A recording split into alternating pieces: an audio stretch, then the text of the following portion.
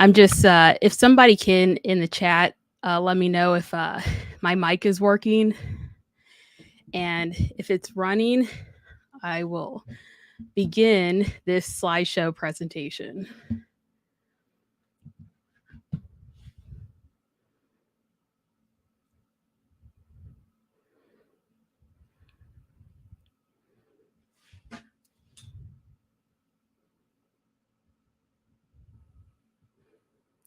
Okay, thank you so much, David.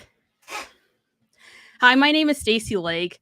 I am a former candidate for Jackson County Executive. I ran in the 2022 Jackson County Executive race and lost by 4% of the vote in the Democratic primary.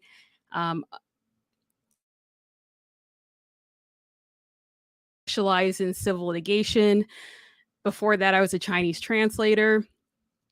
Anyways, I'm here today to give a presentation about the legal arguments when it comes to the property tax assessment, but also to clarify some of the things that I've been hearing online that I believe must be clarified because there are a lot of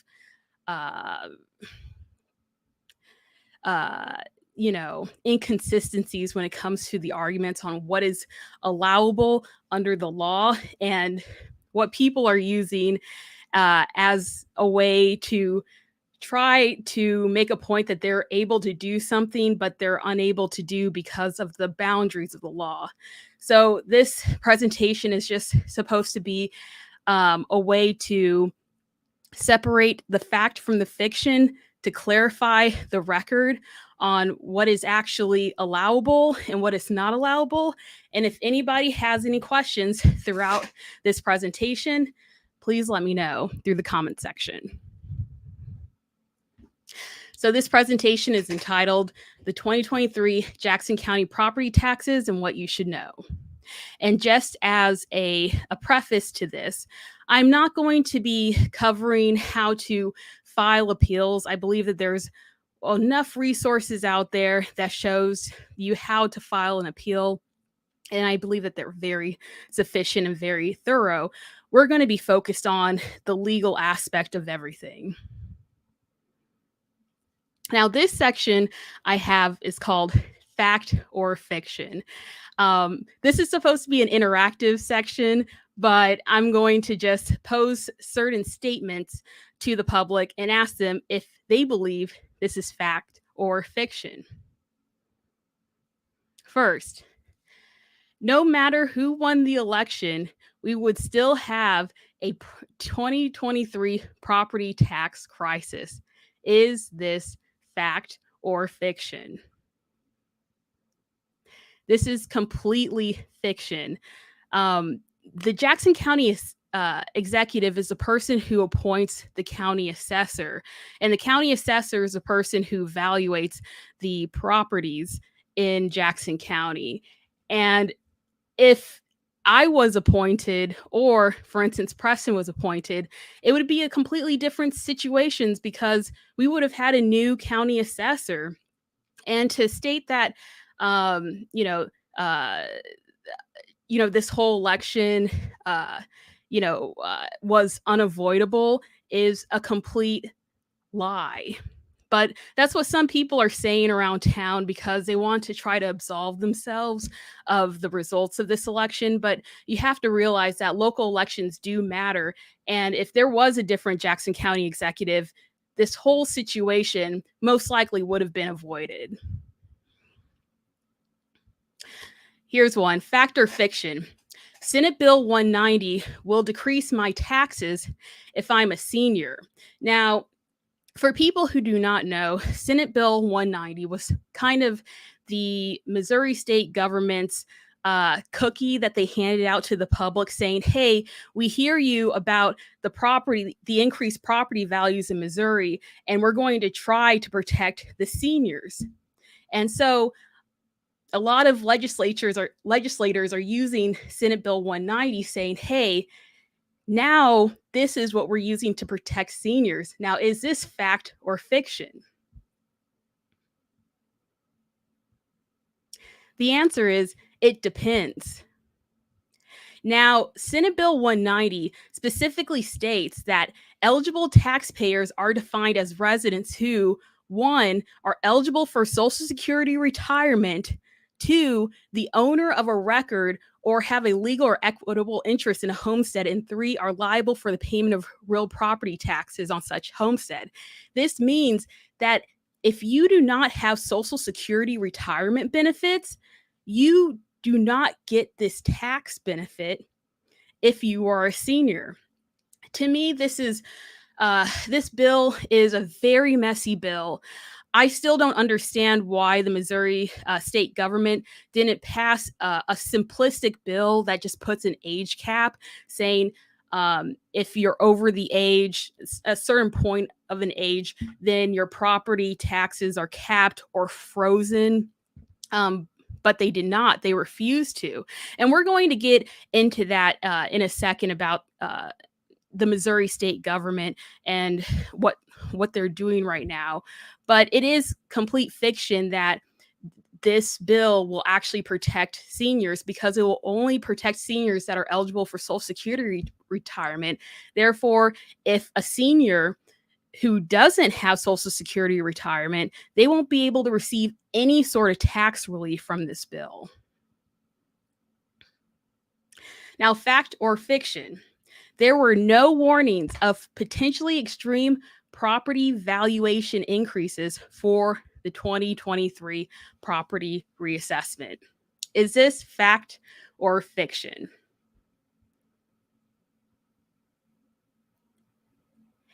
And the answer is it's fiction. We were warned about this property reassessment since 2021. So currently, the property tax assessment increases are projected to be right now around 38%. But in 2021, the Jackson County government notified the state tax commission that they were going to increase the values of the property potentially to up to 45%. And right now, since the Jackson County government has already have issued over 41,000 appeals, or they stated they've already received 41,000 appeals.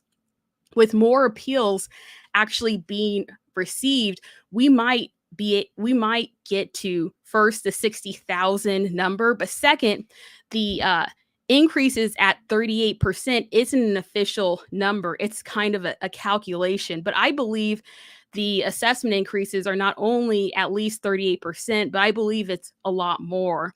But we won't be able to have the precise numbers until later on. Now, the reason why this is a crisis is that in 2019, we only experienced on average a 15% increase.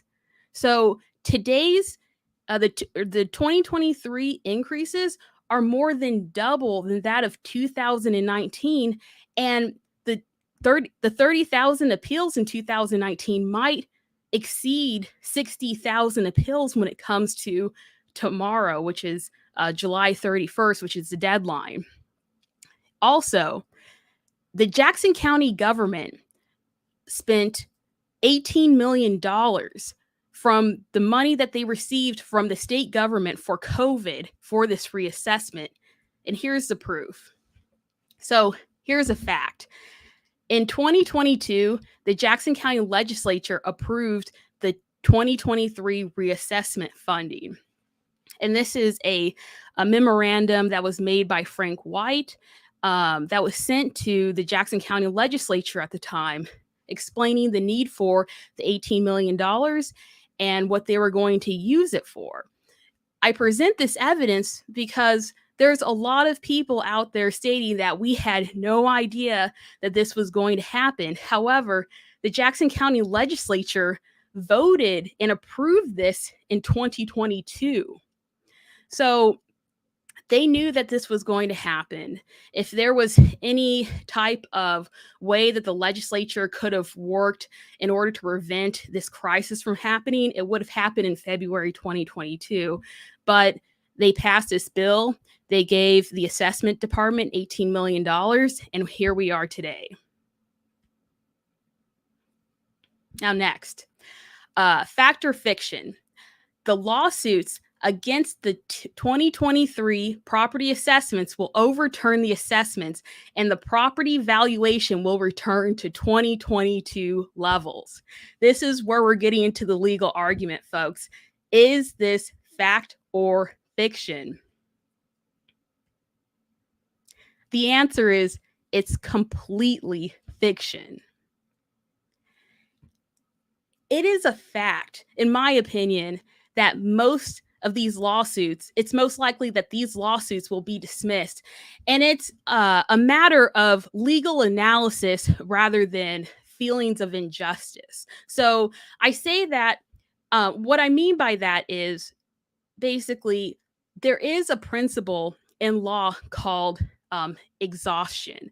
And what exhaustion is basically stating that when there's an administrative remedy, which an administrative remedy it means if there's a way to solve your issues through the administrative side first, rather than getting into the court side, then you must do those. You must go through those steps.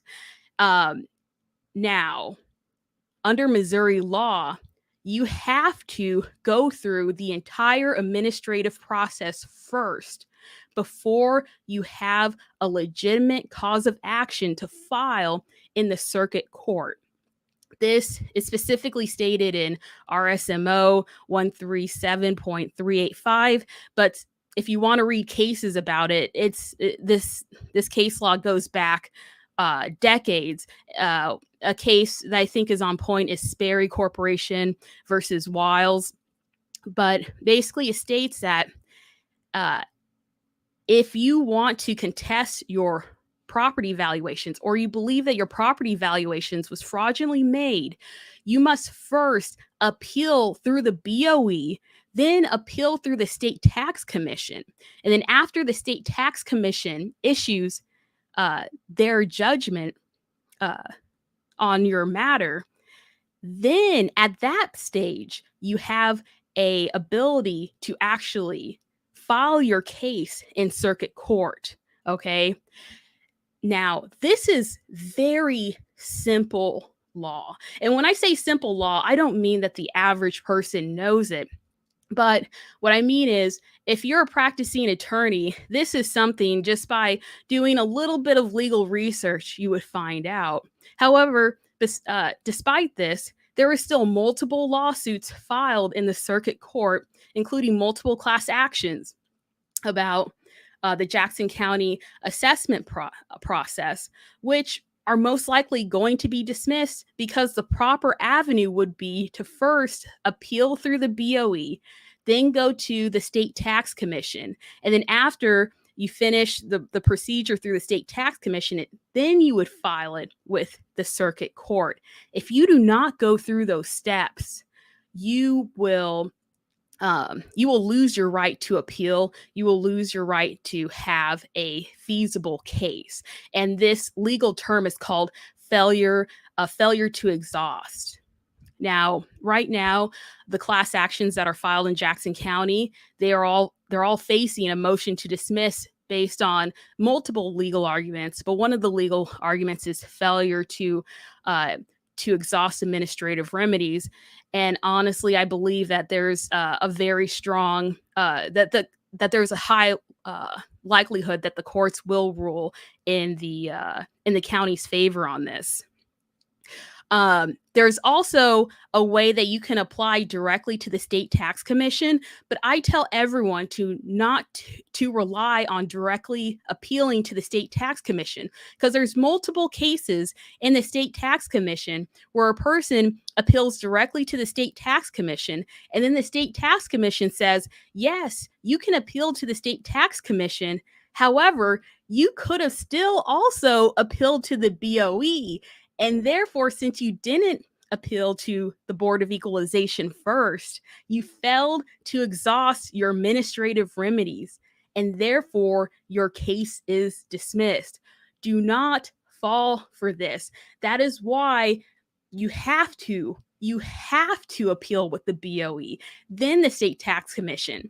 Anybody that's listening to this right now who directly appealed to the State Tax Commission, The best advice I can give to you is you still have time to appeal to the BOE. Even if you filed an appeal to the State Tax Commission, you can still file to the BOE, and I suggest you to do that right now or tomorrow. Now, this is a direct paragraph from Sperry Corporation versus Wiles, and it states the doctrine of exhaustion of administrative remedies requires that where a remedy before an administrative agency is provided, relief must be sought by exhausting this remedy before courts will act. This doctrine is well established, is a cardinal principle of practically universal application, and must be borne in mind by the courts in construing a statute providing for review of administrative action. And if there's anything that is more clear than that, please let me know. But that simply states if you do not follow the administrative process, you do not have a legal case. So, folks, you must appeal to the BOE, then to the State Tax Commission. And if you still don't agree with the State Tax Commission's decision, then you have a legal cause of action and you can file with the circuit court. And this is the statement about if a taxpayer believes that they've been fraudulently aggrieved, but it basically states the same thing.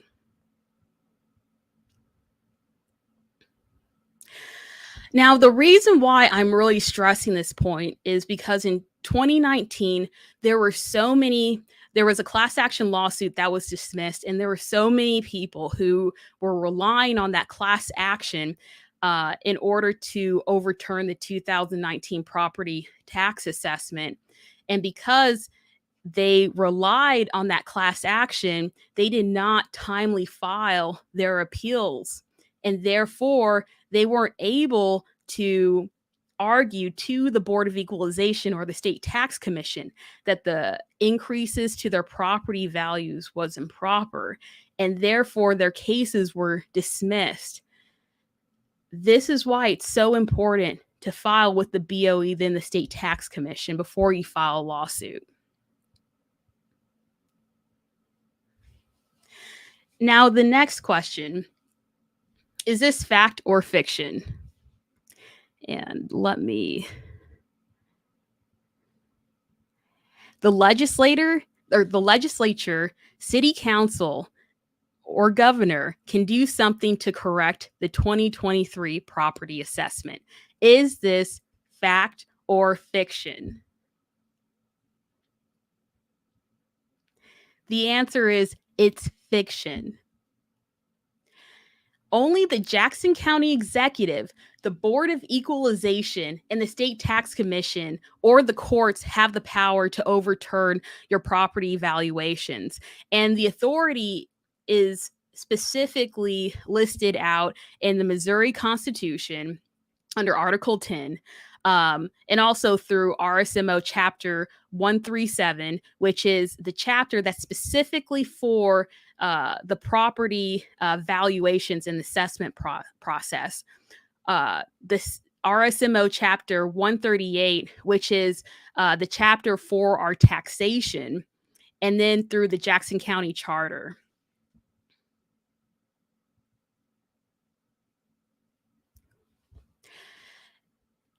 So Frank White has the ability to overturn the 2023 property assessments, okay? And this is specifically stated in Article 3, Section 6 of the Jackson County Charter. And so Article 3 is the section that specifically lists the county executive's powers. And under Section 6, Paragraph 9, it specifically states that the county executive can correct errors in assessments in tax records.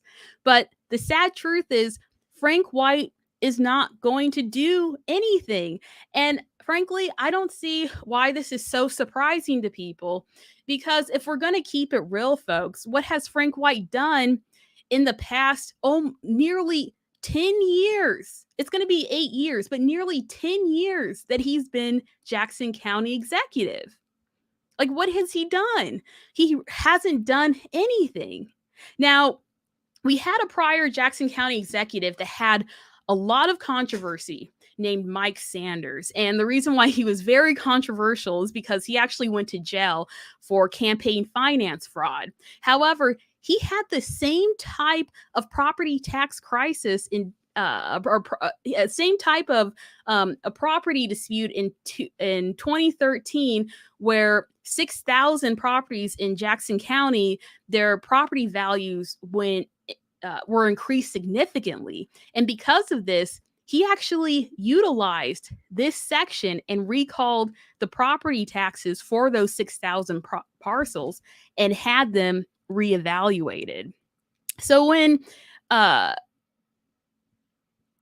so I make this point to say that, yes, the whole entire property tax crisis, one, could have been avoided. Two, can be recalled if Frank White decides to do so, but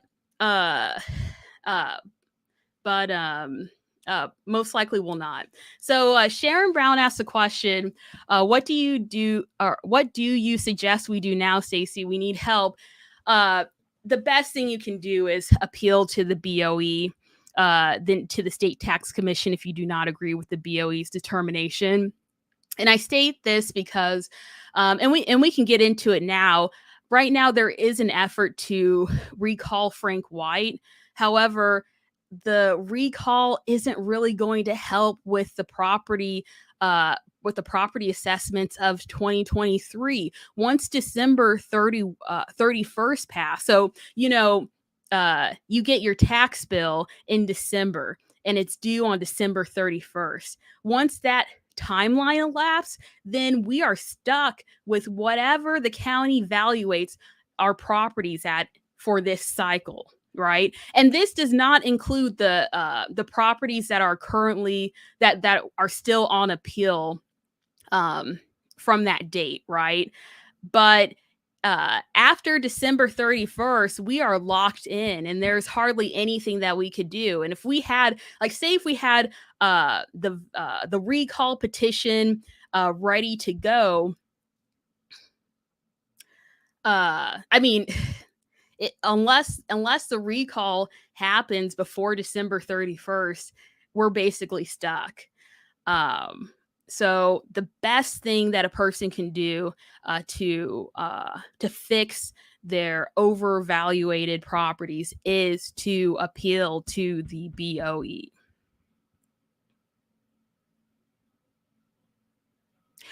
Now, this is another fact, is the state government or constitutional amendment can change our taxation policy. So this is also another answer to Sharon Brown's question, is that if we're able to convince the state government or have a petition for a constitutional amendment to change the Missouri Constitution to add property tax caps, then that could actually change our taxation policy.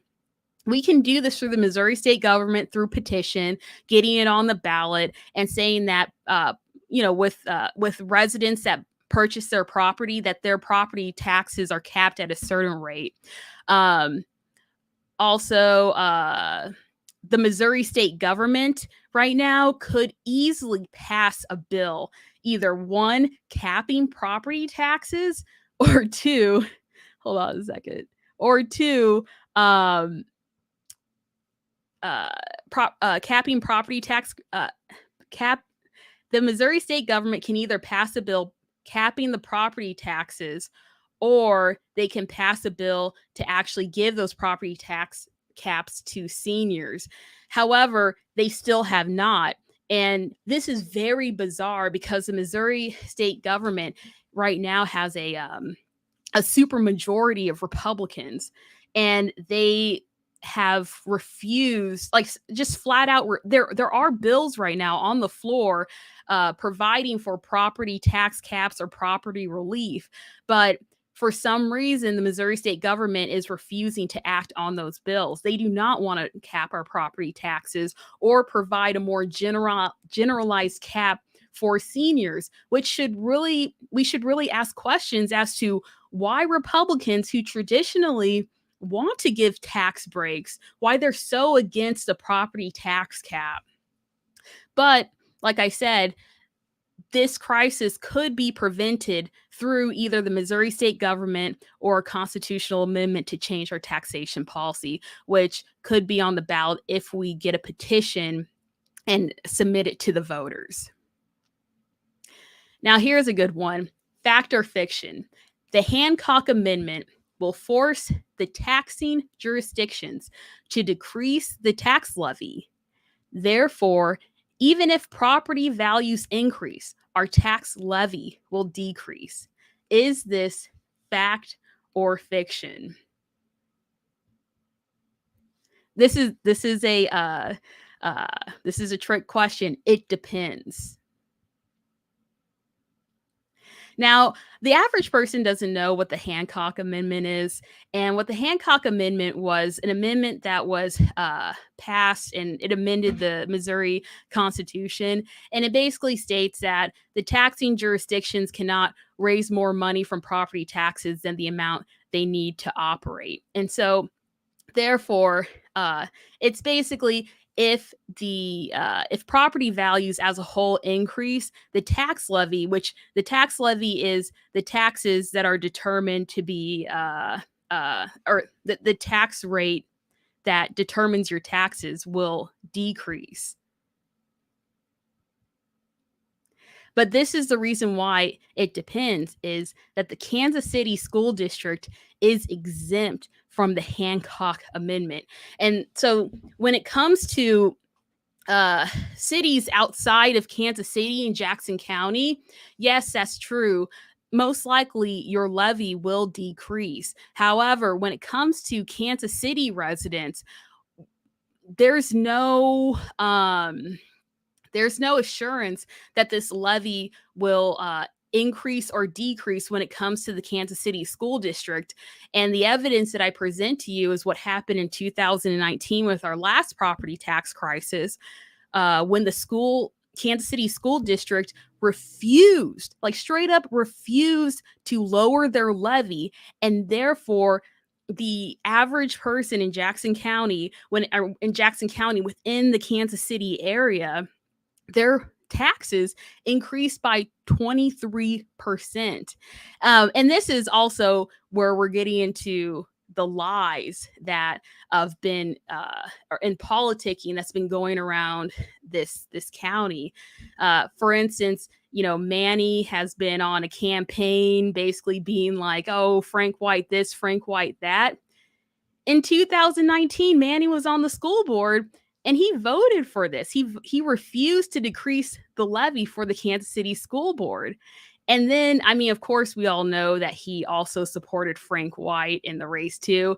And I'm not going to waste more time on that. But these are just the facts of the matter. If you're in Kansas City, there is no guarantee that the tax levy is actually going to be decreased due to the Kansas City School District being exempted from the Hancock Amendment. And fun fact too is the Kansas City School District is the only school district in Missouri that has that exemption. Now, this is why it's important, is if you see in this graph, the schools actually account for 61% of our taxes. And so if the Kansas City School District doesn't decrease the levy on that, then for at least for 61%, that will, even if your values increase, your taxes are going to increase, or in the levy is not going to decrease. And if you have any questions about this, please write a comment in the comment section. Now, here's a good one. Fact or fiction? The only evidence the assessor used to value my property is located online. Is that fact or fiction? And the answer to that is fiction. This is the true fact of it is that the assessor can only use the information they use to value your property at the hearing. What I mean by this is when you're going up in front of the BOE or the state tax commission, the assessor must use the same information that they received at the like before they issued your notices, what they used to determine that 2023 valuation, um in order to substantiate their findings. That is why it's critical for you to submit a sunshine law request. A sunshine law request is basically, uh,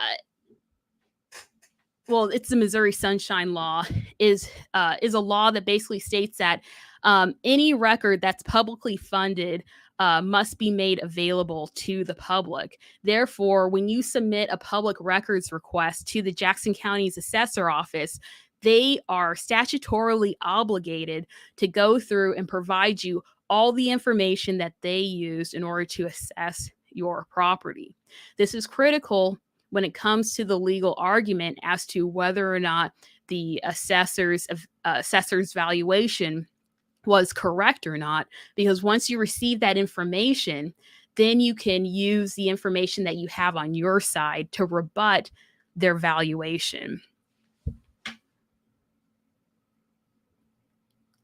I'm going to take a question made by D. Hart. Says, can you dispute the audit of a unfinished home? It needs work and it was appraised more than the bank approved. Yes, you can. Yes, you can. But it all depends. I mean, you can dispute anything. Anybody can file an appeal to the BOE, and therefore, if I would say this is my rule of thumb. Okay, if the 2023 assessment is way higher than the amount that you paid for that property, you should appeal 100%. 100%. And we'll get into that as well, because if you file an appeal and there's evidence that's presented that the amount that you paid for that property is either higher or similar to the increased property values, the state tax commission will not set aside the valuation. But anyways, let's get back to the sunshine law request. Now, it is critical to submit a sunshine law request. After you submit a sunshine law request, the government is obligated to provide you with all the documentation that they used in order to in order to evaluate your property, and therefore you won't be surprised at the hearing if they give you new determinations or new evidence, because they won't be able to use that to substantiate their values. And this is my opinion. Now, in order to submit the sunshine law request, it must be submitted through the Jackson County portal. And this is a link, and I'll provide this link to, or actually, let me see if I can provide this link here. I'll provide this link later on in the text in the comment section. But basically, when you follow this link, you will go to this page right here, which is the Jackson County portal page. And on this page, you have to hit the box where it says submit a public records request. Once you submit that public records request, or you click that, you have this screen where then you click the box that says County Public Records. So, hold on a second. I'm going to attempt to share my screen right now, because the next part on the sunshine law request is a little bit tricky. And so I decided that I'm just going to show you guys how to do this really quickly. Hold on a second.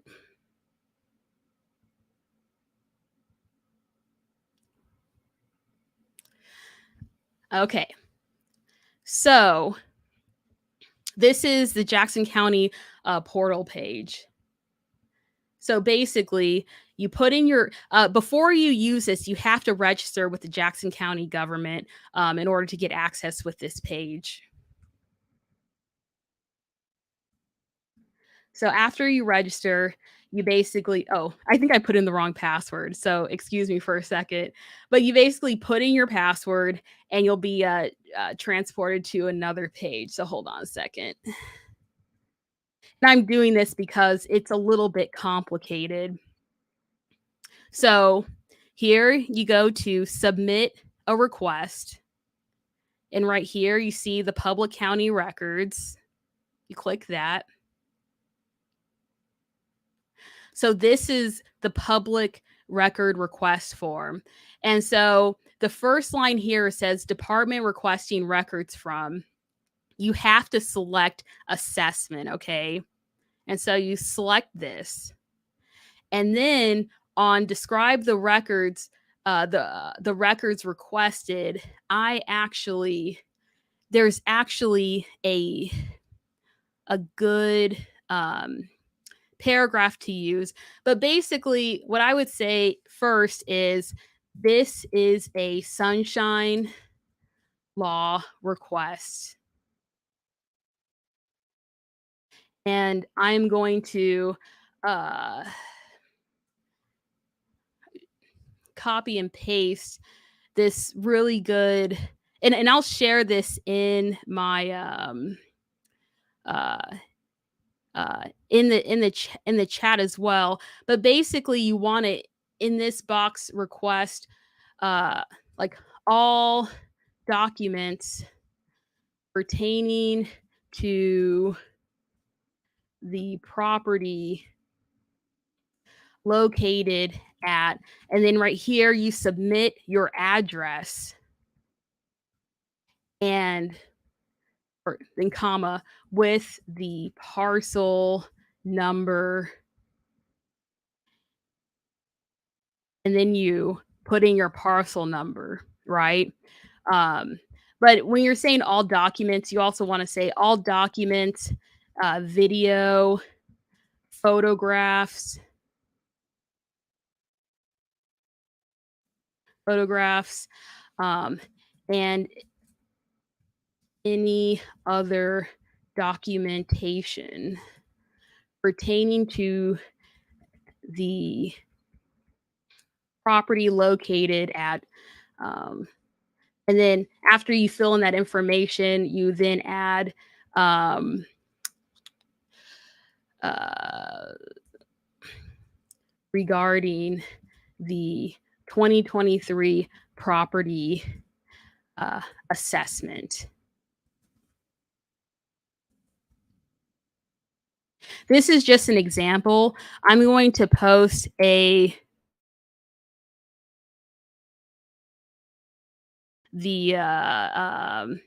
a little bit of like what the request is. You basically want to request all the documents pertaining to the valuation of your property. The crucial things you need to put in your sunshine law request is one, the address of your property, but also two, the parcel numbers, right? And if you're requesting for multiple properties, you want to specifically list out each parcel number in a different paragraph, right?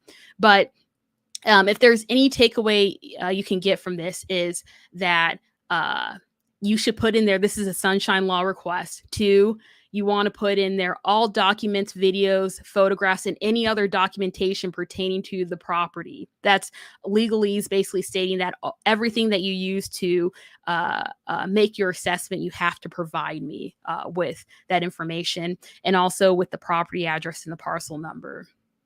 Now, on the next section, it states, I really hate how this website is formatted. And that's why if I was Jackson County executive, this whole website would be completely redone. But that's another video for another time. Now, when you're looking at the from date, it is critical that you use the date, January 1st, 2019. And it's the reason why is because you're able to pull information. I mean, honestly speaking, if I were you, just because you can, I would get information from January 1st, 2013. You're able to access information to up to 10 years. But of course, if you want to be more pinpointed, 2019 or 2021, because the Jackson County government is able to reassess your property every 2 years. And so you want that documentation as to what they used in the 2019 evaluation, what they used in the 2021 evaluation. And of course, it will also include the 2023. Now, to the to date, what you want to do is hit whatever today's date is. So this would be July 30th, 2023, right? Now on the requester type, if I was submitting this personally, I would put attorney law firm because I am an attorney. But if you're not an attorney, just say public. That means that you're just a person, a regular citizen asking for this information. No matter what you put on there, you're going to receive the full file. Now, the next section, it says, please let me know in advance of any search or copy if the fees will exceed a specific amount. If you click this box, what will happen is they're going to put in this amount thing. It says, note, amount willing to pay without additional fees, information with the documents. The thing is usually speaking, the fee amount that's sent in order to procure these documents will be sent to you via email or via mail, and it will state, hey, you need to pay this amount of money before we issue you the documents. And if you want to know in advance of what the what if the fees will exceed what you want to say if you're willing to pay only $50 for it, then you put in here, you click this box and then you say, okay, $50, right? But if it doesn't matter, just leave that box unclicked. What you want to click and what you need to click is, I understand as allowed by law, deposit may be requested. You click this. Once it's submitted, you will get an email or a mail back, depending on what you use, what you state, how you want your information to be received, stating that there needs to be a certain amount of money to be deposited, or this is the amount of money that it will cost to produce the documents. You'll have to pay that first before you receive the documents. Now, on here says preferred method to receive records. So the first option is electronic via record center. If you select this option, you're basically going to get the records in this portal, which I'll show you what that looks like. But there's other ways, which is which if you have a fax machine, you can ask them to fax you the copies. You can pick up the copies, or you can receive it in regular mail. Right now, the United States Post Office is not delivering mail as quickly as it should be. So I would not suggest you to select the regular mail. I would suggest, if you want it as fast as possible, to either select the option to pick up the copies or electronic via records center. For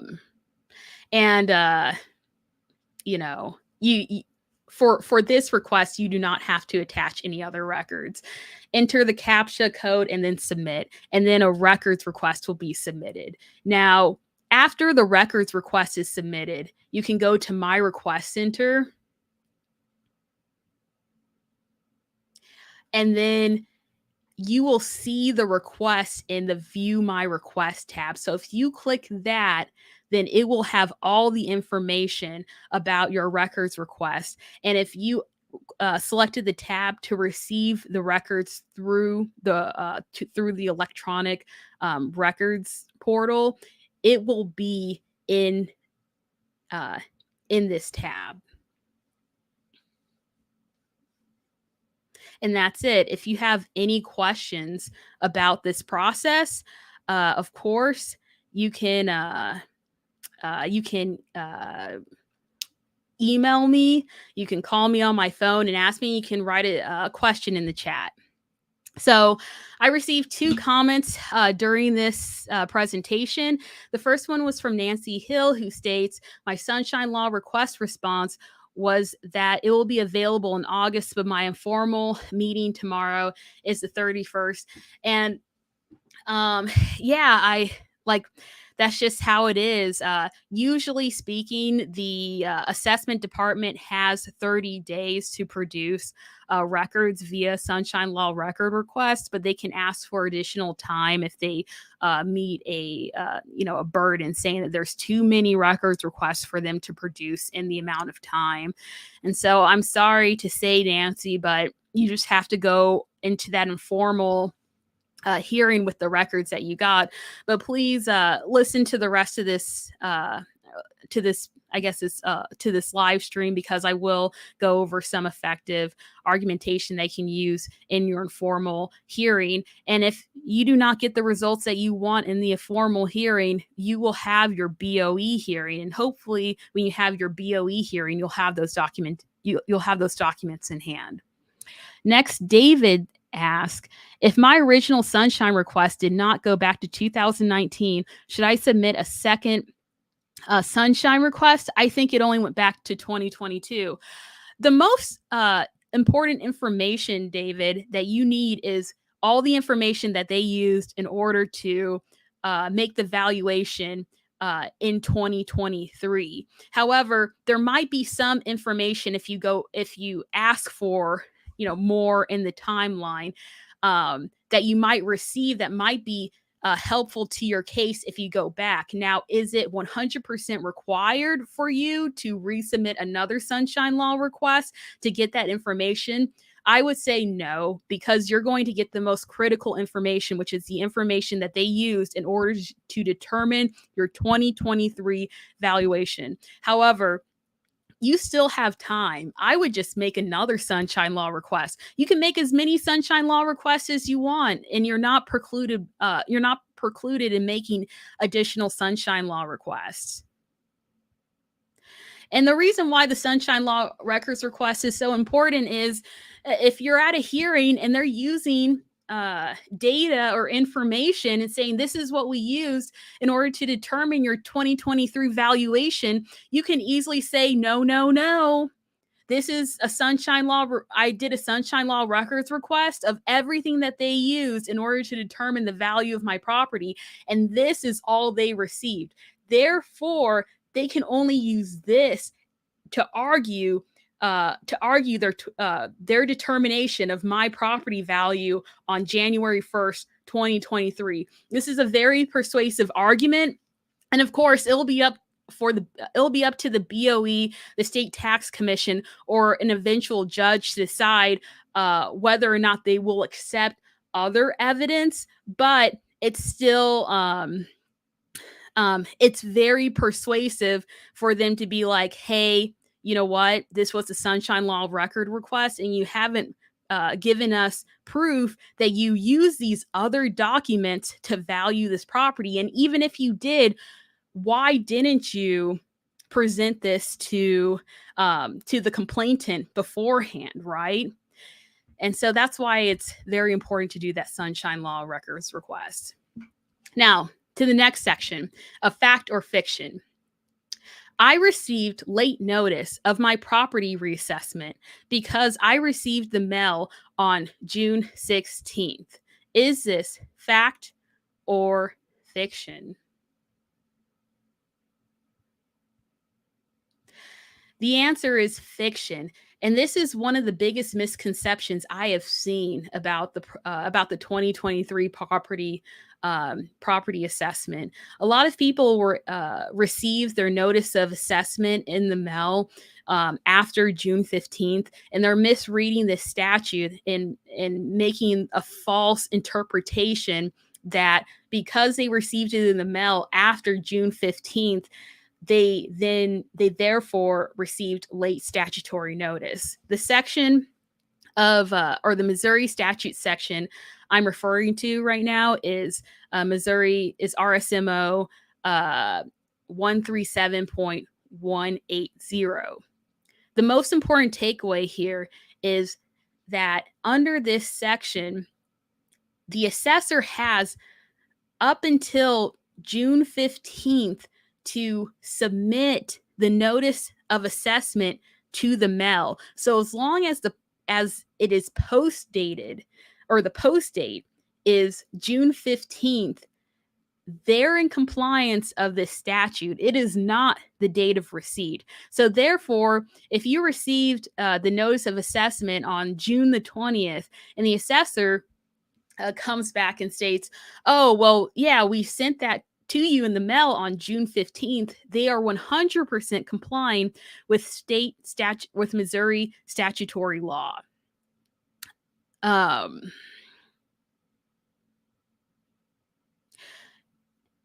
However, this is the biggest takeaway. Troy Schulte, in a meeting at the Jackson County Legislature, made this incredible admission that states that 4,000 Jackson County parcels, potentially the Jackson County tax assessor did not mail the notice to over 4,000 Jackson County parcels until after June the 15th, right? And so if this is true, around for 4,000 parcels in Jackson County, they did not comply with the state statute. And therefore, there is a very feasible argument here that whatever amount the assessor assessed or increased their values to in 2023 will be void, and therefore it would revert back to 2022. However, this argument is very hard to prove, and I'm going to show you why. So under Missouri law, there is a presumption that basically that everything the government has done was legally correct. Okay. And this is called maxim omnia presumptor rete esse acta, right? And because of this, there is a presumption if the assessor says they mailed the assessment on or before June the 15th, the BOE and the State Tax Commission will 100% believe them unless you rebut that presumption, or rebut that presumption, right? Which is crazy, but this is our law. Now, this presumption is very powerful. There's numerous state tax commission cases where people either state that they did not receive the notice, or that their notice that they received was so far beyond they received it in July, so it was impossible for the assessor to deliver it on June the 15th. However, in order for the assessor to prove that they mailed your notice on or before June 15th, all they have to do is submit an affidavit. An affidavit is a document where they swear under oath what they state is the truth. And all they have to do is submit a document saying, I mailed this person notice, or I sent this person notice of their increased assessed values on whatever date. So it could be on June 14th, June 15th, or before June 15th, right? That's all they need to do. Now, the assessor doesn't have to provide any other evidence, and they usually do not provide evidence. They don't provide evidence of the postmark date, which the postmark date, which I'm going to go over. They do not need to provide evidence of a receipt or a tracking number. All they have to do is provide this affidavit that swears that they sent this notice to you before June 15th, and the State Tax Commission will believe that it is fact, and therefore it's on you to prove that that's actually wrong. Now, this is how you would win the argument, in my opinion. First, you have to have had informed mailing date as evidence.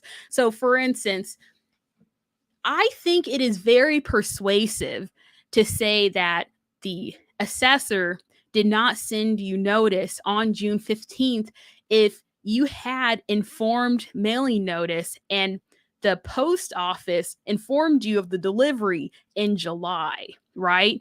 Because Jackson County mail is usually sorted and sent out within 2 weeks. And so after the 2 weeks, it would be very questionable to say, hey, the assessor actually did send this out timely. Now, if you have this informed mailing notice, if you also use the Jackson County's officials' admissions that they stated against them, I believe you'd be able to win this or have a good chance of winning this argument in the state tax commission. Now, remember, as I stated before, Troy Schulte said on record that potentially 4,000 parcels, or the reassessment value or the reassessment notices on 4,000 parcels could potentially have been sent. The notices could have potentially been sent after the June 15th date. And therefore, I believe that if these two arguments are used together, that could be enough to convince the state tax commission or the circuit court that potentially your assessment wasn't received on time. But that is still a very shaky argument. However, you should make the argument. Now, this is basically a case that talks about the assessor's duty to send timely notice. It states the failure of the assessor to give the required statutory notice may deny a taxpayer an opportunity to exhaust the available administrative remedies before the board and the commission. Under such circumstances, it is well established that under Missouri law, the increased assessment made by the assessor is void, and the taxpayer may enjoin the collection of taxes based on the increase. What this is basically saying is if the assessor does not provide you timely notice, you are harmed as a taxpayer because you won't be able to have your chance of having a timely appeal you were harmed in potentially making a timely appeal to the BOE or to the state tax commission to exhaust the available administrative remedies. However, this is the caveat to this argument is you have to appeal to the BOE. If you do not appeal to the BOE, then eventually to the state tax commission, you can't later on say, hey, I never received my notice of assessment. And then so therefore it's void, and make that argument after the deadline to make that appeal is passed. There are multiple cases of this where a person didn't receive notice in the mail, and then say in August, they filed their notice of appeal, which would be untimely. And the state tax commission says, even if this was untimely sent, since you did not file an appeal on the before the deadline, you have waived that argument, and therefore we're not even going to rule on this because of failure of exhaustion, because of the exhaustive failure to exhaust your administrative remedies. That's why it is so important for you to appeal to the Board of Equalization first. And also, one thing I want to say about the late notice too is it is not a proper argument to say, hey, I did not receive my notice in the mail, therefore the Jackson County government did not send me the notice. While that might be true, all the Jackson County government has to do is file an affidavit stating that they did send you this notice in the mail, and the state tax commission will believe that your notice was actually sent. That's why it's important to have informed delivery, because if you're able to show that you've never received an informed delivery of the Jackson County assessment, then that is very persuasive to show that you did not receive notice timely. And again, coupled with the Jackson County government's admissions, that might be very persuasive to void the 2023 your 2023 assessment. And also another thing too, I saw on some of the forums that some people received the notice of assessments with their values at 0. And I want to say that this law completely applies to them too. If they received their assessment valuations and it just had 0 for everything, and they did not receive an updated version at either one at all or maybe in July, they should 100% use this argument, because the valuation of 0 is not adequate notice under that state statute, and therefore those people could have the 2023 assessment values voided and rolled back to the 2022 valuation. So if you know a person who received a notice of assessment value that have all the zeros, so didn't have any of the adequate numbers on it, please tell them that this argument is applicable to them. Now next, fact or fiction. The burden of proof that your property was correctly assessed is on the government. Fact or fiction?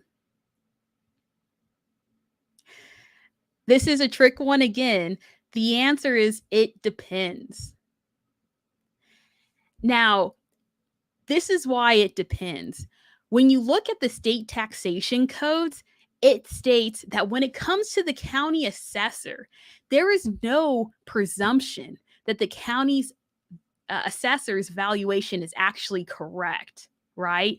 And it states that the county assessor has the burden of proof to support their valuation by clear, convincing, and cogent evidence to sustain a valuation, right? So they have to prove their valuation by clear and convincing evidence. Now, this is legal speak for 51%. So as long as they can convince the Board of Equalization that their assessment was more likely the valuation than what you are presenting, then they're going to meet the standard. However, this only applies to the assessor's valuation. This is not applied to the Board of Equalization or to the State Tax Commission. So Missouri law gives the Board of Equalization and the State Tax Commission an automatic presumption that their determinations to the assessed value was correct. So what this means is say you go in front of the BOE and you say, hey, my house was valued at $400,000, but it's actually valued at $100,000. And here's my evidence. And the Board of Equalization says, you know what? We don't believe you. We're going to keep your house at $400,000 as a true market value. If you appeal that decision to the State Tax Commission, now you have to overcome the BOE's determination of the value of your house. You first have to prove that the BOE, and this is on the State Tax Commission level, at the Board of Equalization's value or determination of the value of your property was in error. You have to overcome this presumption first before the State Tax Commission will even rule on whether or not your property value was valuated correctly. After you overcome that presumption, then it shifts back to the assessor to provide evidence that the assessment was actually correct. However, it is true that this presumption is not given to the county assessor. However, I've seen a lot of dialogue on the internet where they're saying, oh, the presumption is on Jackson County on whether or not our value is correct, which is half true, half wrong. When it comes to the county assessor, at that stage before the BOE, there is no presumption. However, after the BOE, there is one. Now, this is the following case law that shows that after the BOE ruling, the burden is on you. And the reason why I present this is because there are multiple lawsuits that were filed several years ago, basically stating that the statute in the statute, which section number is 138.431.4, which basically says that there will be no presumption on the assessor, also applied to the BOE and the State Tax Commission. And the Missouri Supreme Court and also the Western District Court of Appeals have stated repeatedly that this statute does not get rid of the presumption that the Board of Equalization or the State Tax Commission has that their valuations were correct. This is so critical to understand because if you are going in front of the State Tax Commission arguing your case and you do not argue about it, you don't have an argument that is saying that that is presenting evidence to overcome this presumption, you will 100% lose your case. This is how a lot of cases on the State Tax Commission level are dismissed.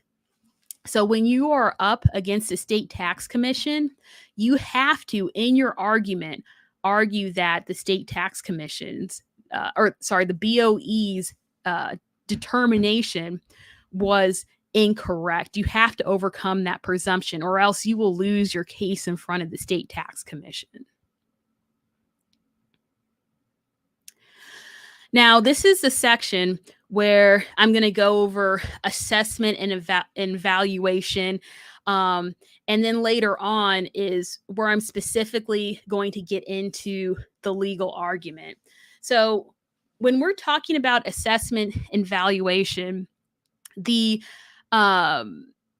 assessed value is basically whatever the county assessor determines what the market value of your property is, times by whatever the assessment rate that is given to your property based on the classification of your property. And when you times those two factors, it equates into the assessed value.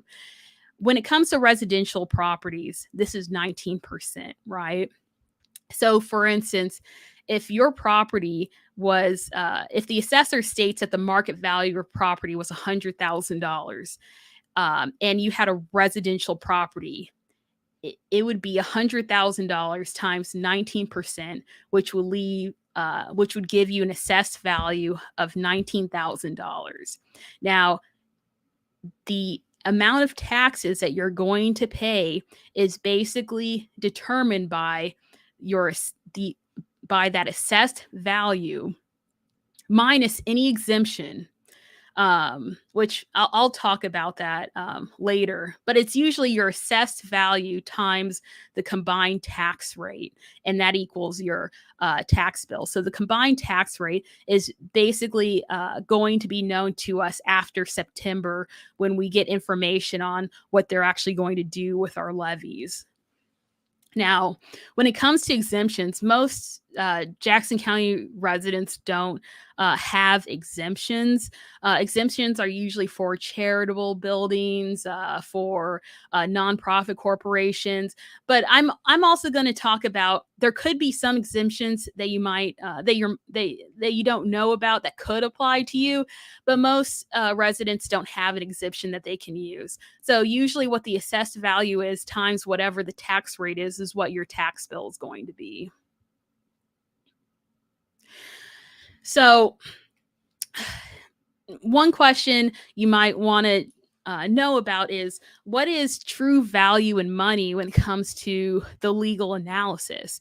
Um, Under Missouri, so these definitions are uh, are not necessarily stated in the statute, but are more likely defined in Missouri case law. And under the Missouri case law, they say that the true value in money is the fair market value of the property on the valuation date. They also state that the true value in money is defined in terms of value in exchange, not value in use.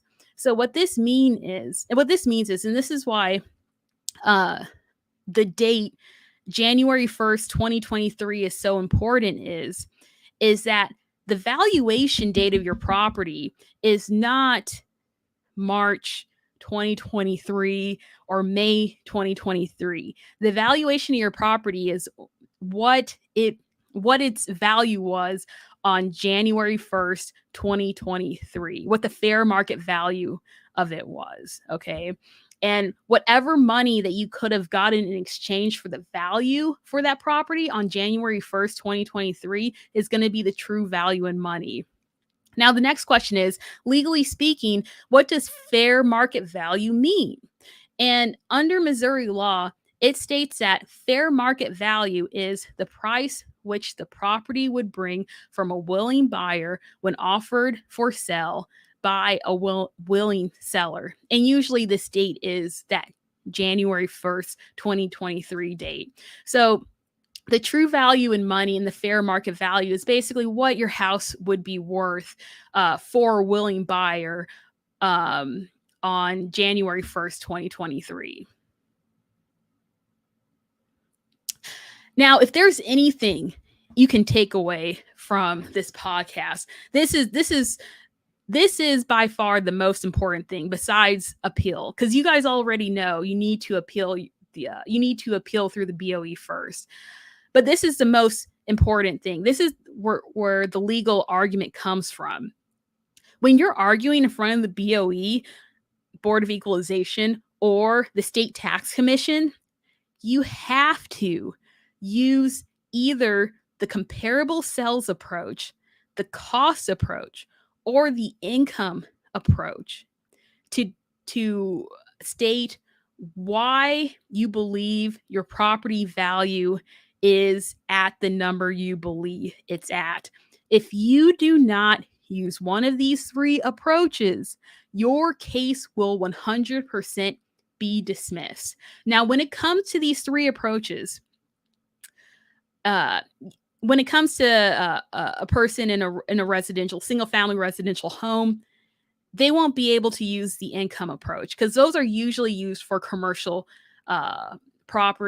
commercial valuations, which I'm not going to get into because most of the people that are listening to this are residential owners or residential property owners. If you want me to talk about the income approach, I will. But generally speaking, you're only going to have two ways to show the value of your property. One is the comparable sales approach, which is also called the market approach, and two is the cost approach.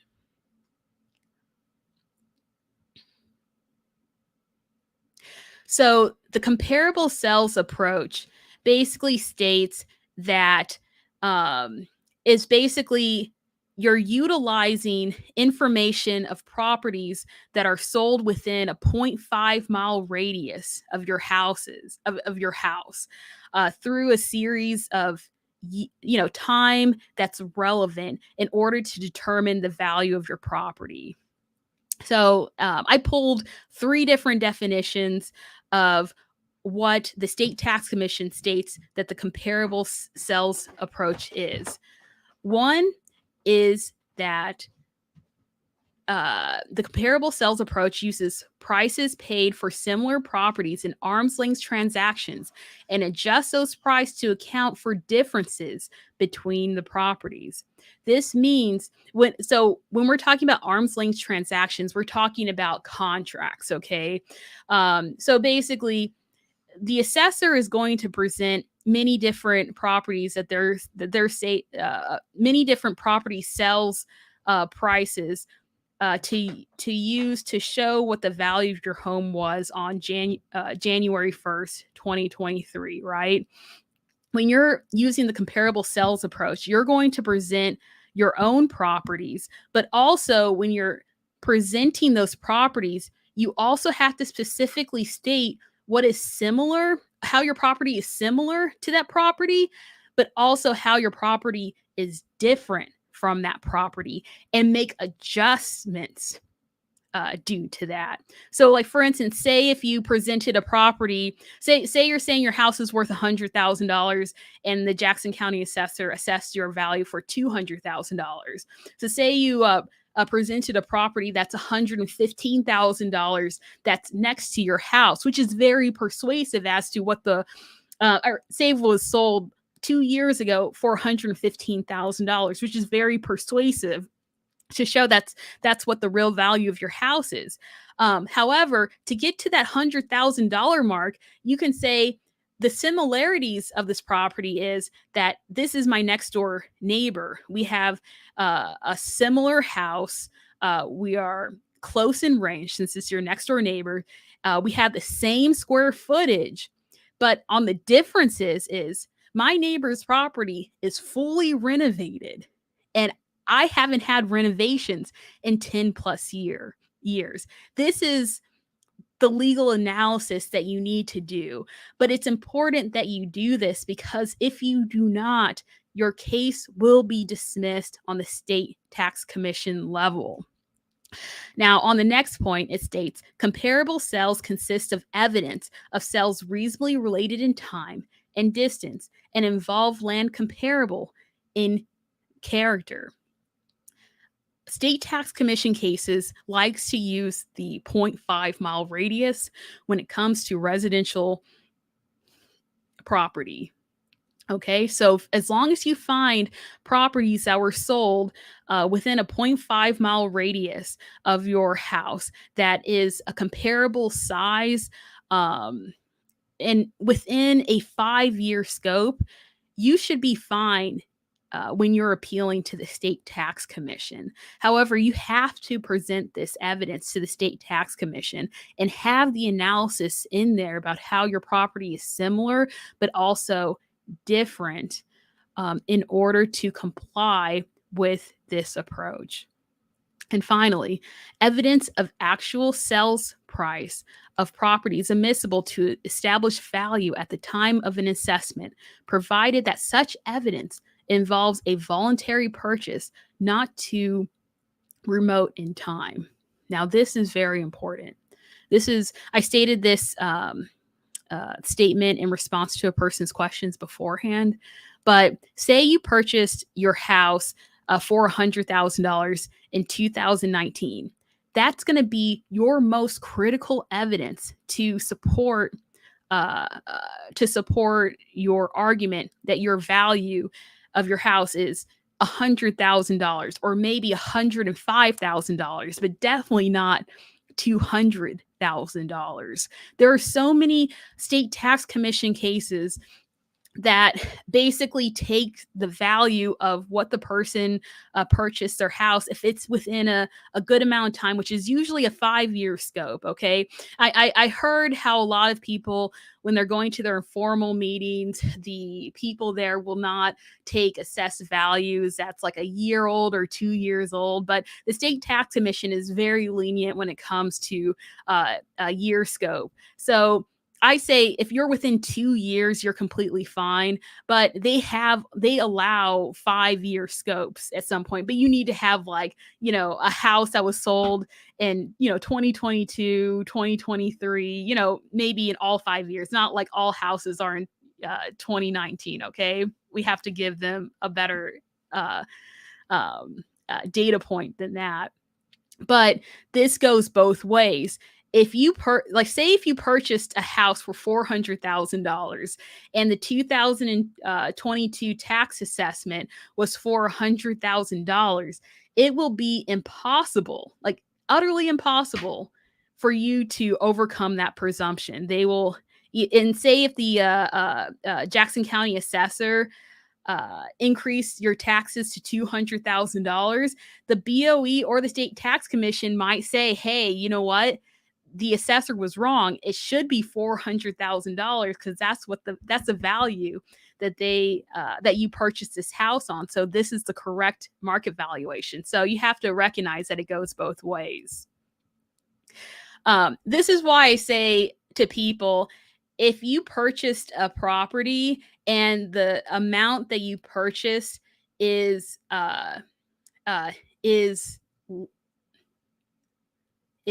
greater than the amount that your house is being valuated at, I wouldn't appeal. They're going to have that data, and you might potentially have to pay higher taxes if you appeal. You're running that risk. So, say if you purchased your house for $100,000 and the assessor evaluated your house at $70,000, I suggest that you do not appeal uh, your property taxes. However, if you purchase your house for $100,000 and the assessor is now saying that it's worth $150,000, 100% you should appeal. Now, this next slide is the state tax commission explanation as to why they use the comparable sales approach, aka the market approach, and why it is so persuasive. And this is 6 different factors. But basically, they're saying that the date, the January 1st, 2023 date, you can have a good determination of what your house is worth on January 1st, 2023 by comparable sales because of these 6 different factors. Is because when you put your house on the market, the market usually determines the correct valuation. And so yeah, if you want more information about that, let me know. Now, this is how you win using the comparable sales approach / market approach. First, there has been a lot of misinformation on the internet. Some people saying that you should not get an appraisal on your property. Get an appraisal on your property. In many of these state tax commission cases, the state tax commission will write extensively on how persuasive your evidence is. And if you do not have a professional appraisal on your property, they will specifically state that you do not have any professional that's also verifying what your value is, while the homeowner's valuation or opinion on how much their property is worth is persuasive. It is not enough to overcome that presumption. If you have an appraisal on your property and you're able to pull at least 5 comparable cells to compare with the 2023 property valuation to show that your property value was actually significantly increased, you will 100% win the state tax commission argument, okay, or win on the state tax commission level. Now, on your comparable properties, these are the 3 things that you need to have on there. And of course, you're going to have more information on there, but these are 3 things that the properties must have. First, as I stated before, they have to be in a 0.5 mile radius. 2, it would be great if all your comparables were properties that were sold in a 2-year time span. However, as I stated before, 5-year time span is completely fine. And finally, you have to account for any similarities or differences. Now, when you're also talking about these comparable properties, what they usually do is they take the sales price of the property and then they divide it by the square footage, so you know how much money it is per square foot, and they use that also in their determinations as well as to whether, when it compares to your property, what you state that the property's value of what it's worth per square foot is valid or not, which you should also have. Now, next is the cost approach, which the cost approach is rarely used for residential properties, but I'm still going to go over it because it's you're either going to use the comparable sales approach or the cost approach if you're a residential property. Now, the cost approach simply is what is the replacement value of your property, and the basically if you were to build the same house that was on your property today, does it exceed what the property assessor's value is, or is it less than the property? If it's less than the 2023 property assessment value? Um, in this determination, it also takes into account depreciation, but this method, as I state here, is very expensive to prove because you need to have multiple professional appraisals on how much it would, uh, multiple professionals that will state how much it would take to rebuild a property that is exactly like yours, and that's usually speaking, people that own commercial buildings use this cost approach, or people that have historic homes would sometimes use this cost approach. But as I stated, it's way more simple to use the comparable sales approach, and it's easier to prove, especially if you have 5 comparable properties to compare your property with. Now, this slide again is going over the burden of proof. And just as a review, there is an automatic presumption that the Board of Equalization and the State Tax Commission's valuation was correct. In order to prove overvaluation, a taxpayer must rebut the BOE's presumptively correct valuation, and prove that the value that should have been placed on the property. So when you're in front of the State Tax Commission, you first have to prove to the State Tax Commission that the BOE's valuation or their determination was wrong. That's the first step. After you do that, and the way you do this is through either the comparable sales approach or the cost approach.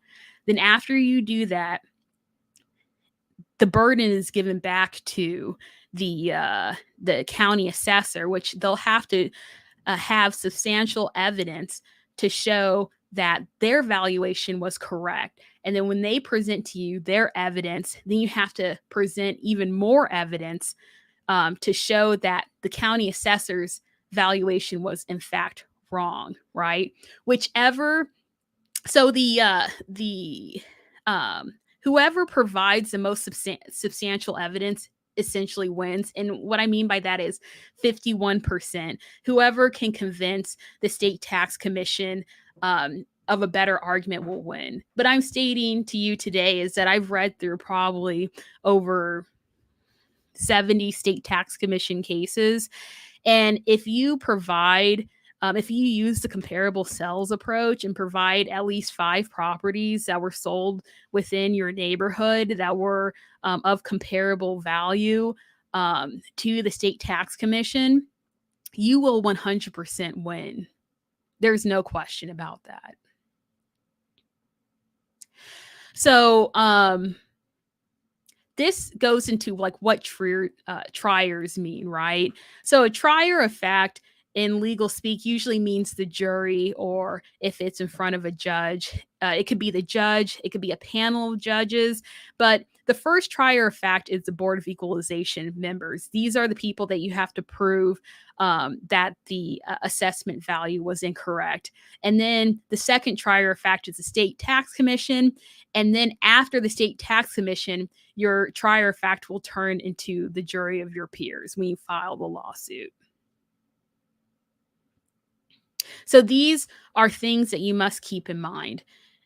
First, again, you must use the comparable sales, cost, or income approach in your appeals.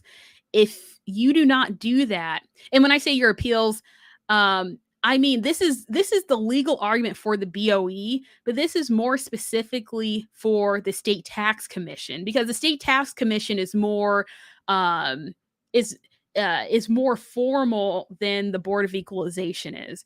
If you do not use the comparable sales approach, the cost approach, or income approach in your appeal, especially to the state tax commission, your case will 100% be dismissed. Next, you have a right to all evidence used to evaluate your property. This is the Sunshine Law request. You 100% should make a Missouri Sunshine Law request. They have to give you that information, and you can utilize the information from that request in order to bolster your argument. Pictures of your house and estimated cost of repairs are crucial.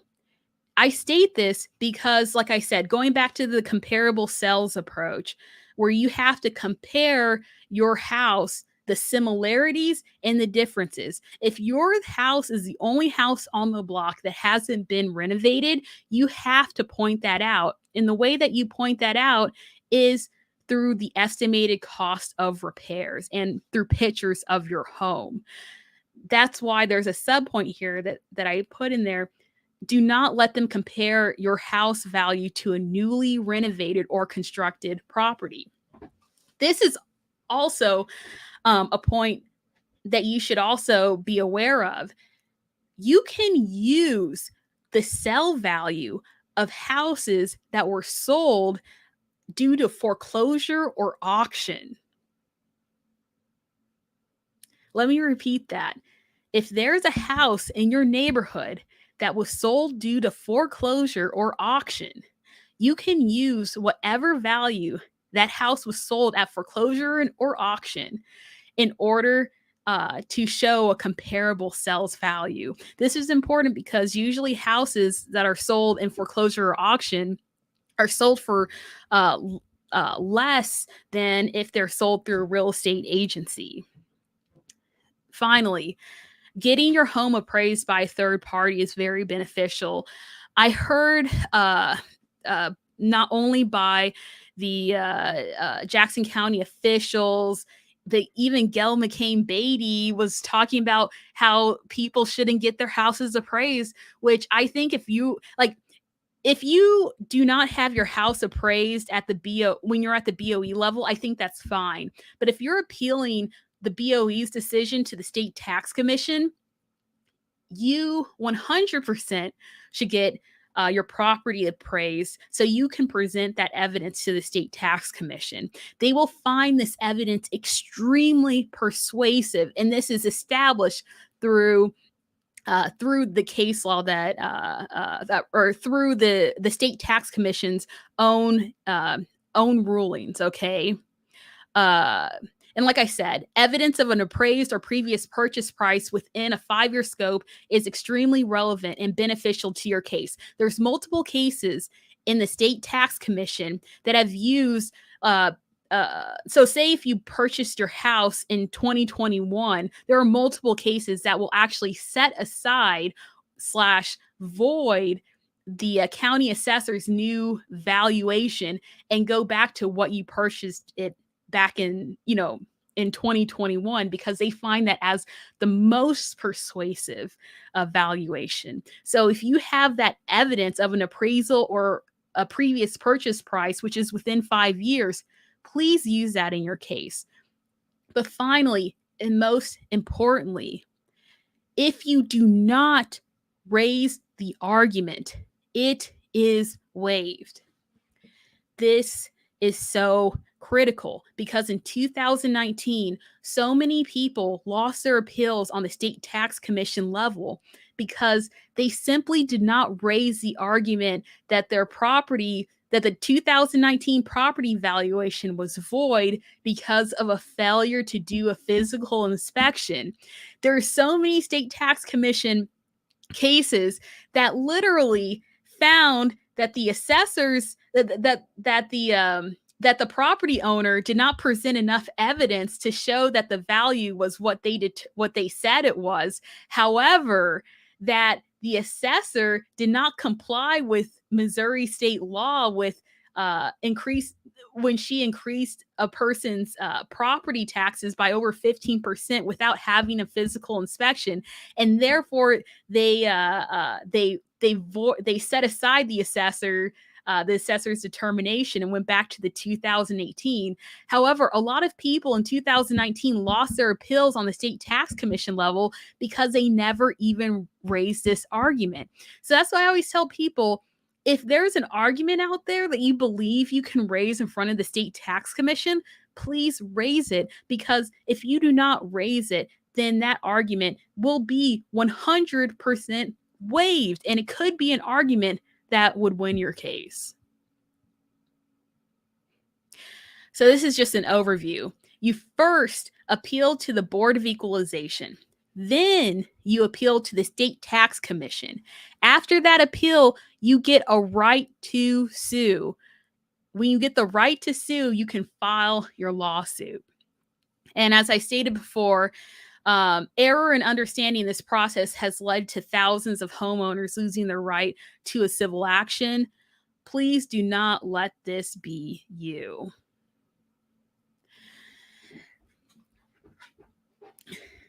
I'm going to talk about the current Board of Equalization. I know it's an hour and 37 minutes I've been online, but you know what? Let's talk about it. I have the time.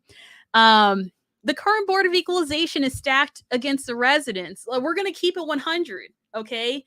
The current Board of Equalization has Ed Stoll, Forrestine Beasley, and Lauren Allen, okay? Ed Stoll, which we're going to get into who Ed Stoll is, but these people are not for the residents. These people, and when I say these people, I'm mostly referring to Ed Stoll, but let's just get into it. I didn't make a slide on Lauren Allen. Lauren Allen is actually an attorney who has, been an attorney for years. So that's why when I'm telling you guys about using the comparable cells approach in your analysis, even if you're up there by yourself without an attorney, saying basically, if you make an argument saying that my valuation or my property was overvalued, if you're looking at the comparable cells approach, will win you so many points with Lauren Allen, because she's an attorney. She understands what the law is, and therefore she will take the evidence that you present to her more seriously than other people. With Beasley, I've heard good things, bad things about Beasley, but at the end of the day, she's a commercial real estate broker. So take that as it is. But the next slide is about my favorite person. I'm just joking. He's not my favorite person. His name is Ed Stoll. Okay. Ed Stoll. If you've been following me for a while, you know exactly the issues that I have with Ed Stoll. But Ed Stoll basically... So Ed Stoll was the finance director,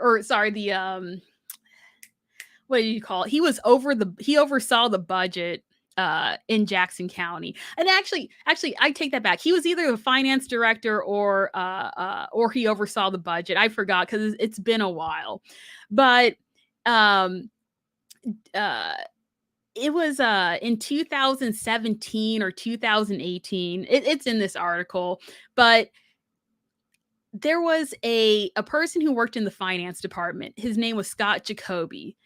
Ed Stoll ordered Scott Jacoby to use combat funds in order to purchase Caleb Clifford, who is the chief of staff for Frank White, a vehicle to pay for Caleb Clifford's salary, to purchase a vehicle also for Frank White, etc., etc. He ordered him to do this using combat funds. Now, if you're unaware what combat funds are essentially tax money that was set aside in order to prevent crimes and drugs. So it's anti-drug taxpayer money. So it's funds set aside just to prevent drug crimes and violent crimes, right? And so Scott Jacoby stated, I can't use these funds because it would be completely illegal to use these funds. And guess what happened? Ed Stoll fired him. He fired him. So after he fired Scott Jacoby then, of course, sued him for whistleblower retaliation, which basically states, I was fired for trying to comply with law. And guess what? Scott Jacoby won. Jackson County government settled the suit, Scott Jacoby's suit, for $727,000 of our money. Of our money. And guess what Frank White did afterwards? He appointed Ed Stoll to the Board of Equalization, right? He appointed a man who literally fired a person for refusing to illegally spend taxpayer money. And that's one of the people on the BOE.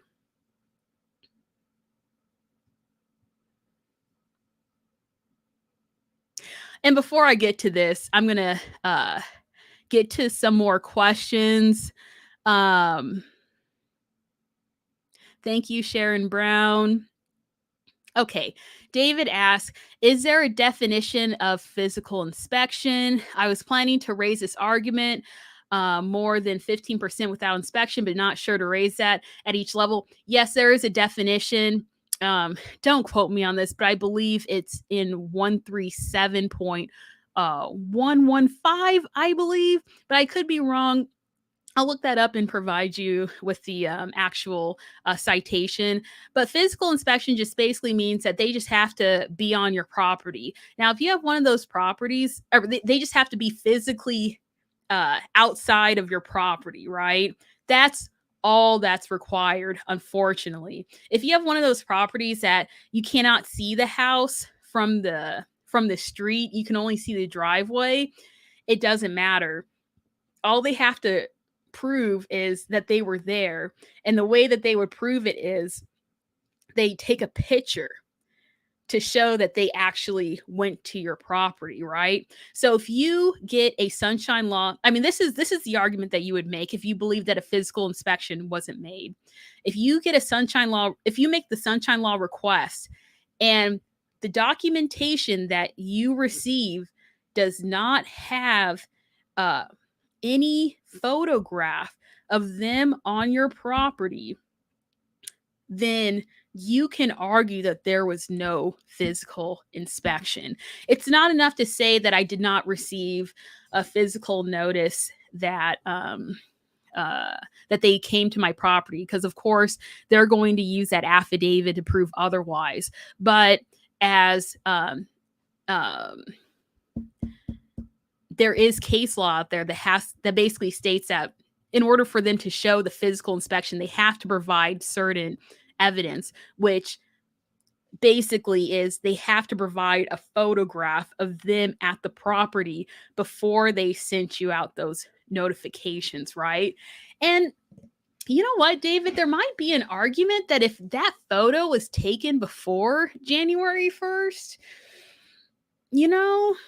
but that they might be untimely, because the assessment is supposed to be on what the value would be assessed at on January 1st, 2023. So if you get a photo and the photo was March 1st, 2023, you could argue that this was improper because your property was supposed to be assessed as to what its value was on January 1st, 2023. However, that's not a very strong argument, because they can say, hey, we still used the valuations of what this property was to make that January 1st, 2023 determination.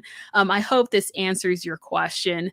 But the bare minimum that they have to prove, that they have to provide you, is a photograph of them at your property. Within that area, like, so in 2022 or 2021, like between the years of 2021 and 2023. Okay.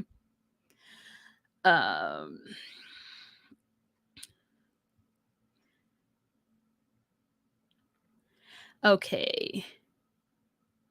Oh, yeah, at each level. So I would raise it at the BOE level and the state tax commission level. If you don't raise it at the BOE level, I believe that would be fine. You can raise it again in the state tax commission level.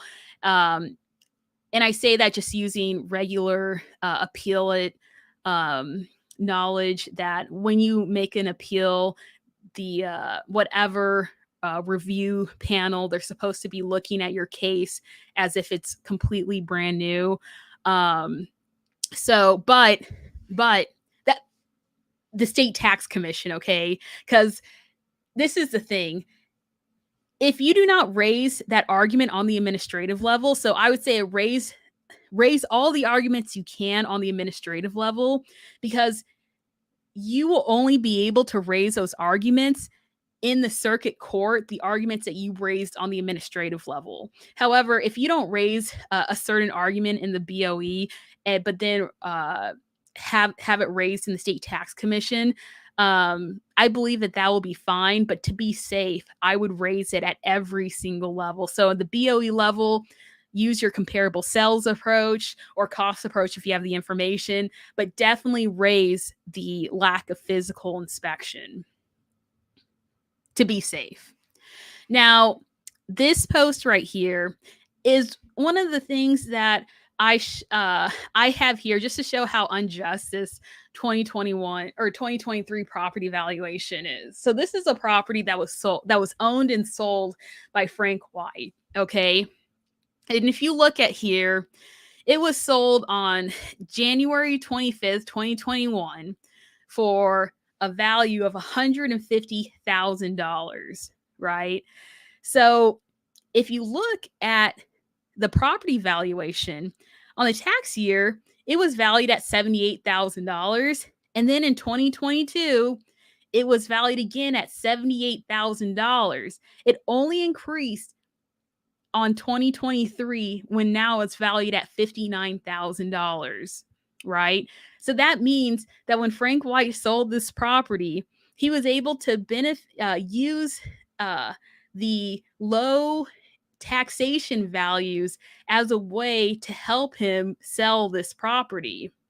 The reason why this is unfair is because right now there are a lot of people in Jackson County that are having trouble selling their home due to their large assessment, large increases in property assessments. And therefore, uh, this is why one of the reasons why I believe that this assessment is utterly inequitable. And there's a lot of situations where it's kind of like, here are the rules applied for everyone else, but we're not going to apply them to ourselves. Now, there is a tax abatement program, and I'm going to talk to you about this because this is a way, this could potentially apply to you, and it would be a way to see if you're able to abate your taxes for future years. So there's currently a tax abatement program that will freeze your taxes for at least 10 years. And the qualifications to participate in this tax abatement program is that first, you have to prove that you spent at least $5,000 in repairs in the last year. You're fully paid in taxes. You have to be in an urban renewal area. And those are the three qualifications. Now, I'm going to, just because I have time, I'm going to basically show you what I mean. So if you type in KC Parcel Viewer, and this is for Kansas City people, go to KC Parcel Viewer, and right on the layers section, so it's the third tab right here. If you click that, and on the overlay section, so you click overlays, and you go down here, and right here it says urban renewal. If you click that, you see all the gray lines here. These are properties that are classified as properties that are in an urban renewal area. And therefore, if your property is within this area, then you basically, all you have to do is show that you paid $5,000 in repairs, and you can have your tax abated for 10 years.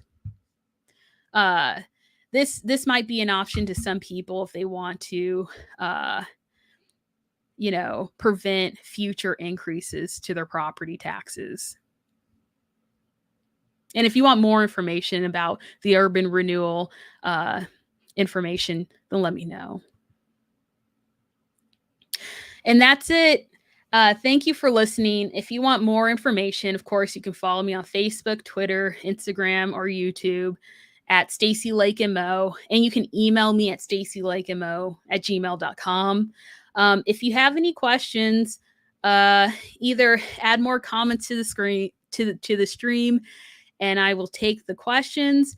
But if there's no more questions, or if you're viewing this at another time, you can email me the questions or send me a message, and I will respond to them. Are there any questions that anybody has? All right, seeing that there's no questions, I'm going to go. I hope you guys have a lovely rest of the day, and I wish you guys all luck in your property appeals. Again, if you need any information, just please let me know. Bye.